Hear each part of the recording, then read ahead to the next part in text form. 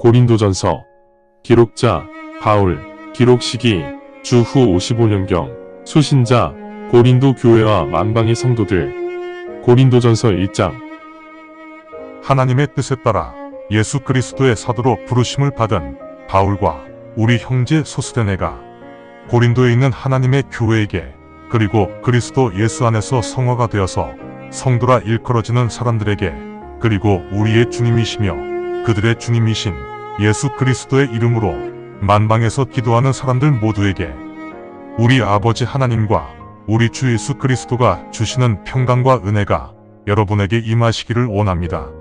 그리스도 예수를 통해 여러분이 하나님의 은혜를 받았으므로 항상 하나님께 감사드립니다. 그리스도 예수님으로 인해 여러분이 모든 면에서 특히 말과 지식이 풍성해졌으며 그리스도에 대한 증언이 여러분에게서 확증되었으므로 여러분은 하나님의 선물을 받는데 부족함이 없으므로 우리 주 예수 그리스도께서 나타나시기를 열망하며 기다리게 되었습니다. 또한 우리 주 예수 그리스도께서 마지막까지 여러분을 확실히 지키시어 우리 주 예수 그리스도의 심판날에 여러분이 책망받지 않기를 원합니다. 하나님께서 여러분을 택하셨기 때문에 여러분이 하나님의 아들 예수 그리스도 우리 주님과 동행하게 되었으므로 하나님은 신실하십니다. 형제들이여, 이제 내가 여러분들에게 우리 주 예수 그리스도의 이름으로 간구하오니 여러분 모두 의견이 하나로 일치되고 여러분 사이에 분열이 없으며 오직 여러분이 한마음 한뜻으로 완전하게 하나가 되기를 바랍니다. 형제들이여, 여러분 사이에 언쟁이 있다는 소식을 근로의 집안 사람들을 통해 들었습니다. 여러분이 제각기 나는 바울에 속한다, 나는 아볼로에 속한다, 나는 게바에 속한다, 나는 그리스도에 속한다라고 말하며 각자 의견이 분분하다고 들었습니다. 그리스도가 분열되었습니까? 바울이 여러분을 대신하여 십자가 처형을 당하였습니까? 아니면 여러분이 바울의 이름으로 세례를 받았습니까? 내가 그리스도와 가이오를 제외하고는 여러분 누구에게도 세례를 하지 않았다는 사실에 하나님께 감사드립니다. 따라서 여러분 누구도 내 이름으로 세례를 받았다고 말하지 않을 것이기 때문입니다. 그러고 보니 내가 스데바나의 가족에게는 세례를 하였지만 그 이외 다른 사람에게는 세례를 한 기억이 없습니다. 왜냐하면 그리스도께서 나를 보내신 이유는 세례를 주라고 보내신 것이 아니고 복음을 선포하라고 보내셨기 때문입니다. 또한 그리스도의 십자가가 제대로 일할 수 있도록 나는 이 복음을 전할 때 미사여구를 사용하지 않았습니다. 왜냐하면 십자가의 의미가 멸망하는 자들에게는 어리석은 것이지만 구원받은 우리에게는 하나님의 권능이시기 때문입니다. 그 근거는 다음과 같이 성경에 기록되어 있기 때문입니다. 나 하나님은 현명한 자의 지혜를 말살할 것이고 사리분별을 잘하는 자들의 명철함이 아무도 소용없게 만들 것이다. 현명한 자들이 어디에 있습니까? 서기관들이 어디에 있습니까? 이 시대의 변론가들이 어디에 있습니까? 하나님께서 이 세상의 지혜들을 이미 쓸모없게 만들지 않았습니까? 왜냐하면 하나님께서 보시기에는 세상적인 지혜로는 하나님을 깨달을 수 없기 때문입니다. 그래서 하나님께서는 믿는 자들을 구원하시기 위해 세상의 이치로 보면 어리석어 보이는 복음을 선포하게 하셨으며 이 일로 기뻐하셨습니다. 왜냐하면 유대인은 표적을 추구하고 그리스인은 지혜를 추종하기 때문입니다. 그런데 우리는 오직 그리스도의 십자가 처형을 선포하였으니 이것이 유대인에게는 걸림돌이 되었고 그리스인은 이것을 어리석다고 여깁니다. 그러나 유대인과 그리스인 가운데 택함을 받은 자들에게는 그리스도가 하나님의 권능이시며 하나님의 지혜이십니다. 왜냐하면 하나님의 어리석음이 인간보다 더 지혜로우시며 하나님의 연약하심이 인간보다 더 강하시기 때문입니다. 그 이유는 형제들이여 택함받은 사람들을 보십시오. 세상의 관점으로 보면 택함받은 사람들 중 현명한 사람이 많지 않으며 강한 사람도 많지 않고 고귀한 사람도 많지 않습니다. 그러나 하나님께서는 세상의 이치로는 어리석어 보이는 것들을 택하시어 현명한 자들을 부끄럽게 만드시고 세상의 연약한 것들을 택하시어 강한 것들을 수치스럽게 만드십니다. 하나님께서는 세상의 천한 것들과 멸시받는 것들을 택하시어 그리고 세상에 존재하지 않는 것들을 택하시어 세상에 존재하는 것들을 아무 쓸모없게 만드시기 때문에 육적인 것은 하나님 앞에서 칭찬받지 못합니다. 그러나 그리스도 예수 안에 거하는 여러분은 하나님께 속한 사람들입니다. 그리스도 예수는 우리를 위해 하나님께서 보내신 지혜입니다. 이는 곧 예수님은 우리를 위한 공의와 성화와 구속이십니다. 그 이유는 다음과 같이 기록되어 있기 때문입니다. 모든 영광을 주님께 돌려라. 고린도전서 2장. 형제들이여, 지난번 내가 여러분들에게 갔을 때 그 당시 나는 하나님에 대한 증언을 분명하게 밝힐 만한 지혜도 없었고 훌륭한 언변도 갖추지 못한 상태였습니다. 왜냐하면 나는 여러분에게 일어난 일들에 대해 알려고 한 것이 아니고 오직 예수 그리스도와 십자가에서 죽으신 예수님만을 알고자 하였기 때문입니다. 나는 연약하였고 두려워하였으며 심하게 흔들리는 상태에서 여러분과 같이 있었습니다. 나의 언변과 설교는 설득력이 있는 인간적인 지혜의 말씀이 아니었습니다. 나는 오직 성령님과 그 권능만을 입증하고 보여주려고 노력하였습니다.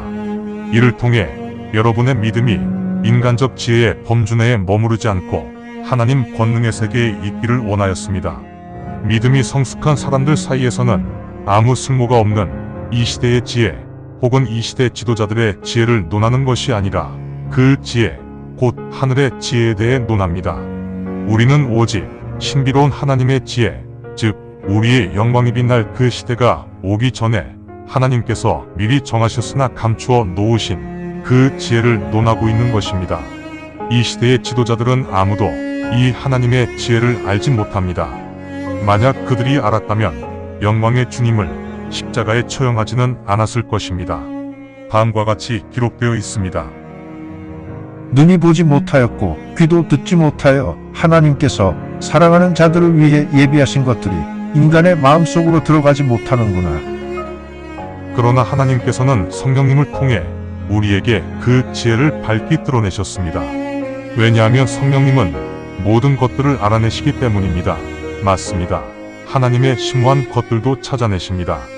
여러분 각자 안에 거하시는 성령님 이외에 누가 여러분 자신에 대해 알겠습니까? 혹시 누가 알고 있다 하여도 성령님 이외에 누가 하나님의 것을 알겠습니까? 이제 우리는 세상의 영이 아니라 하나님께서 보내신 성령을 받았습니다. 이 성령님을 통해 하나님께서 우리에게 공짜로 주신 것들에 대해 우리가 깨닫게 됩니다. 또한 우리가 선포하는 이 말씀들은 인간의 지혜로 가르치는 말씀이 아니고 성령님께서 가르치시는 말씀입니다. 영적인 말씀은 영적으로 비교해야 합니다. 그러나 일반 사람들은 하나님의 성령님께서 하시는 일을 인정하지 않습니다. 그 이유는 이런 일이 일반 사람에게는 어리석게 보이기 때문에 그들이 알 수 없으며 이런 일은 오직 영적으로만 식별되기 때문입니다. 오직 영적으로 성숙한 사람만 이 모든 것을 판단할 수 있으나 정작 영적으로 성숙한 사람들을 올바르게 판단할 사람이 없다는 것이 문제입니다. 누가 주님의 마음을 알아서 감히 주님에 대해 가르치겠습니까? 단지 우리는 그리스도의 마음, 즉 성령님을 가지고 있습니다. 고린도전서 3장. 형제들이여, 내가 여러분에게는 영적으로 성숙한 사람에게 말하듯이 말할 수 없어서 육에 속해 있는 사람, 즉 그리스도 안에 있는 아기에게 말하듯이 여러분에게 말하였습니다. 나는 여러분에게 단단한 음식을 먹이지 않고 우유를 먹였습니다. 왜냐하면 여러분은 단단한 음식을 먹을 수 없었으며 지금도 먹을 수 없습니다. 그 이유는 여러분이 아직 육에 속해 있기 때문입니다. 여러분에게는 아직도 시기, 다툼, 분열이 그대로 남아 있습니다. 그런데 어떻게 여러분이 그저 인간적인 행동을 하는 육에 속한 자가 아니라고 할 수 있습니까? 나는 바울에 속한 사람이야, 나는 아볼로에 속한 사람이야 라고 말하면서 어떻게 여러분이 육에 속한 사람이 아니라고 할 수 있습니까? 그렇다면 바울은 누구이고 아볼로는 누구입니까? 여러분은 단지 이들의 사역을 통해 주님을 믿었으며 정작 주님께서 이 모든 것들을 여러분 각자에게 주셨습니다. 내가 심었고 아볼로가 물을 주었으나 양육은 하나님께서 하셨습니다. 즉 심은 자나 물을 준 자는 아무것도 아니며 오직 하나님께서 여러분을 양육하셨습니다. 심은 자도 물을 준 자도 모두 동일한 일꾼이며 각자 수고한 만큼 보상을 받을 것입니다. 우리는 하나님께서 소유하고 계시는 동료 일꾼이고 여러분은 하나님의 농장이자 건축물입니다. 하나님의 은혜가 내게 임하사 나는 현명하고 훌륭한 건축가가 되었기에 기초를 다졌으며 여러분이 그 기초 위에 건물을 세워야 합니다. 하지만 여러분은 그 기초 위에 어떻게 건물을 세울 것인지 세심한 주의를 기울여야 합니다. 이미 세워진 이 기초 외에는 아무도 다른 기초를 놓을 수 없으며 그 이유는 이 기초가 바로 예수 그리스도이시기 때문입니다. 이제 만약 누군가가 이 기초 위에 금, 은, 보석, 나무, 건초, 볏짚으로 건물을 짓는다면 각자가 한 일이 명확하게 드러날 것입니다. 그날이 오면 불에 의해 밝혀지기 때문에 각자가 일한 것이 분명히 드러나게 됩니다.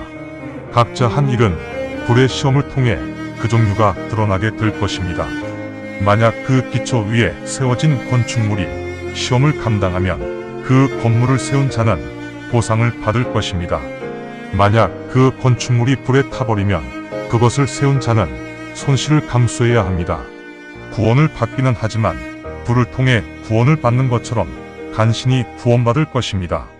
여러분 자신이 하나님의 성전이며 성령님께서 여러분 안에 거하시고 계심을 여러분은 알고 있습니까? 만약 누군가가 하나님의 성전을 더럽힌다면 하나님께서 그 자를 허물어뜨릴 것입니다.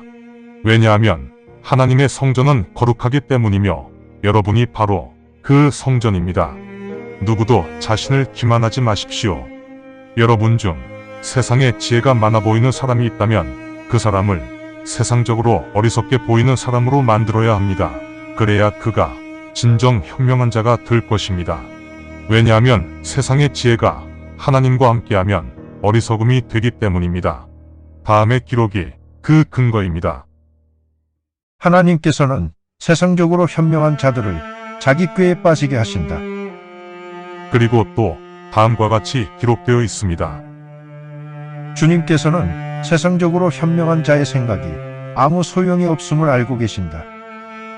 그러므로 아무도 사람들 앞에서 자랑하지 마십시오. 왜냐하면 만물이 여러분의 것이기 때문입니다. 바울, 혹은 아볼로, 혹은 게바, 세상, 혹은 생명, 혹은 죽음, 현재 존재하는 것들, 혹은 앞으로 존재할 것들, 이 모든 것들이 여러분의 것입니다. 그리고 여러분은 그리스도께 속한 사람들이며 그리스도는 하나님께 속한 분이십니다. 감사합니다. 주님의 말씀입니다. 성경을 처음 접하는 분들에게 기존의 한글 성경은 항상 이해하기 어려운 책입니다. 그래서 영어판 NKJV 성경과 여러 주석과 참조문헌을 활용하여 내용을 전달하기 위해 쉽게 풀어 표기하였습니다. 성경을 듣고 읽을 때 주님의 영이 임재하기 원합니다. 택함을 받았으나 그 사실을 모른 채 아직 어둠에서 방황하고 있는 어린 양들이 이 동영상을 보고 들어 주님의 새 언약을 확신하고 소망함으로 하나님의 백성이 되어 주님의 나라에서 영원 무궁토록 권세를 누리며 살기를 간절히 원합니다. 아멘.